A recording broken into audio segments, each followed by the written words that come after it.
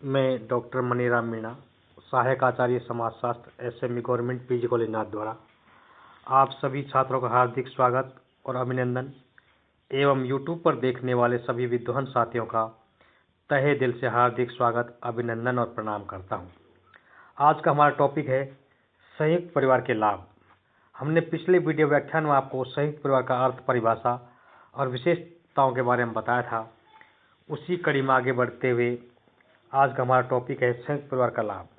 जैसा कि आपको हमने बताया था कि श्रीमती इरावती कर्वे, आईपी देसाई और डॉक्टर दुबे ने बताया कि संयुक्त परिवार एक ऐसा परिवार है जिनमें कई पीढ़ी के लोग एक साथ निवास करते हैं अथवा एक ही पीढ़ी के सभी भाई बहन अपनी पत्नियों, विवाहित बच्चों तथा अन्य संबंधियों के साथ सामूहिक रूप से निवास करते हैं, जिनकी संपत्ति सामूहिक होती है। परिवार के सभी सदस्य भोजन, उत्सव, त्योहार और पूजन में सामूहिक रूप से भाग लेते हैं और परस्पर अधिकारों और कर्तव्यों से वो पूरी तरह बंधे हुए होते हैं। वो संयुक्त परिवार कहलाता है। और जो संयुक्त परिवार के लाभ हैं वो इस प्रकार से हैं।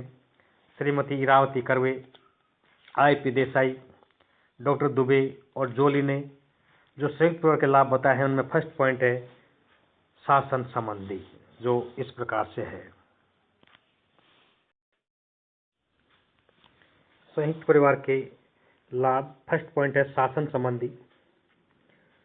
संयुक्त परिवार के लाभों में शासन संबंधी फर्स्ट पॉइंट, भारतीय गांवों का सामाजिक संगठन बहुत ही सरल है, जटिल नहीं है, क्योंकि यहाँ पर व्यक्ति की अपेक्षा परिवार को अधिक महत्व दिया जाता है और संयुक्त परिवार का प्रतिनिधित्व भी परिवार का सबसे वयोवृद्ध व्यक्ति जो मुखिया है वो करता है। इस प्रकार से परिवार के मुखिया के पास ही सारी शक्ति होती हैं और उनका एकाधिकार होता है और परिवार के मुखिया के समस्त कार्य परिवार के मुखिया के आदेशानुसार ही समस्त कार्य परिवार में किए जाते हैं। सेकंड पॉइंट है धार्मिक कार्य।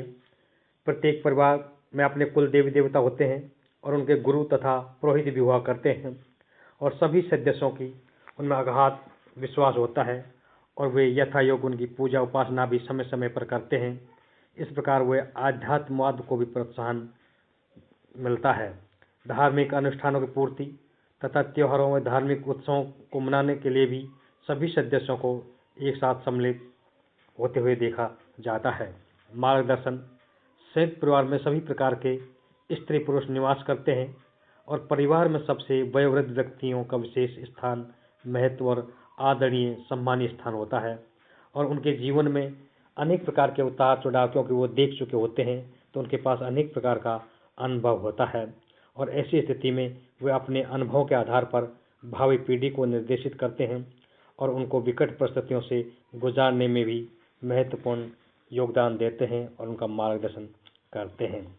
मनोरंजन नेक्स्ट पॉइंट है। जैसा कि श्रीमती इरावती कर्वे ने बताया है कि संयुक्त परिवार में हर समय कुछ न कुछ होता रहता है।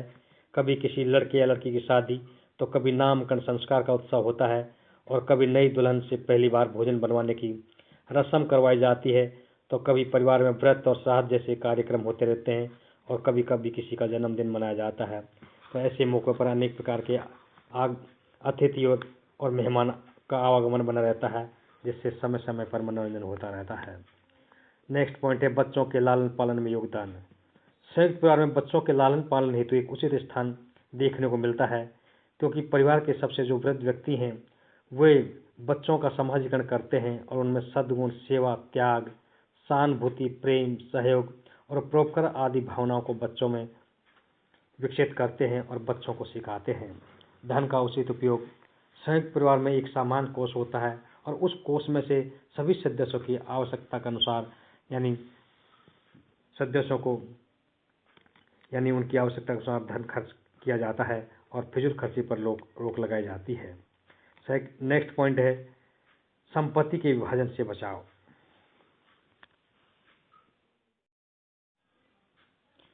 नेक्स्ट पॉइंट है संपत्ति के विभाजन से बचाव।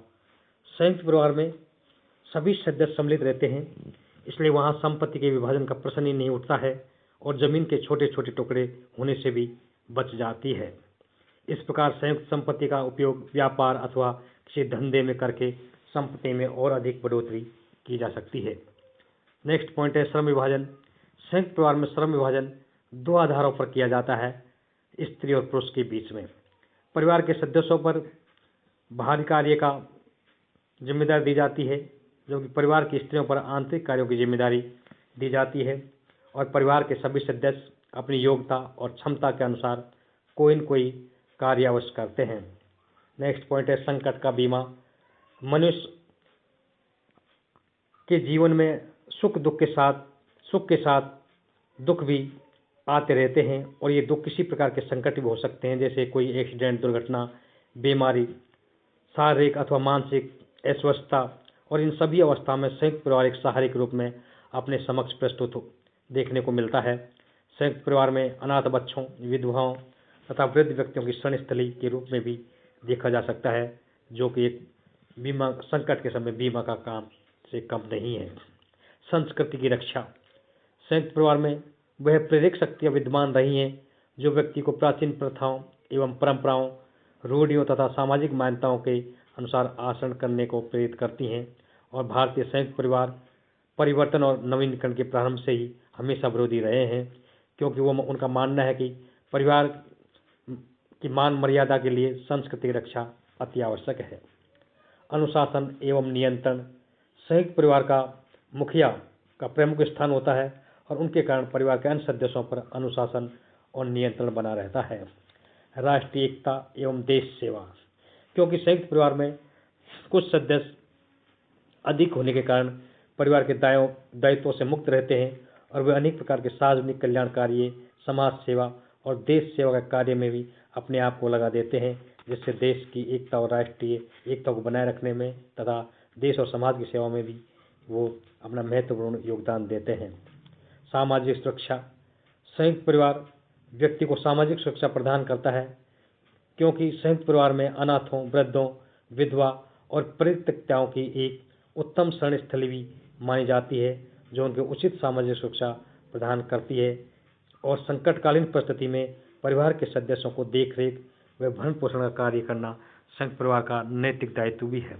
अतः हम कह सकते हैं कि संयुक्त परिवार में बहुत सारे लाभ हैं, लेकिन उसके बावजूद भी इसमें कुछ दोष भी हैं, जिनको हम संयुक्त परिवार के दोषों के बारे में आपको अगले वीडियो व्याख्यान में बताने का प्रयास करेंगे। धन्यवाद। थैंक्स।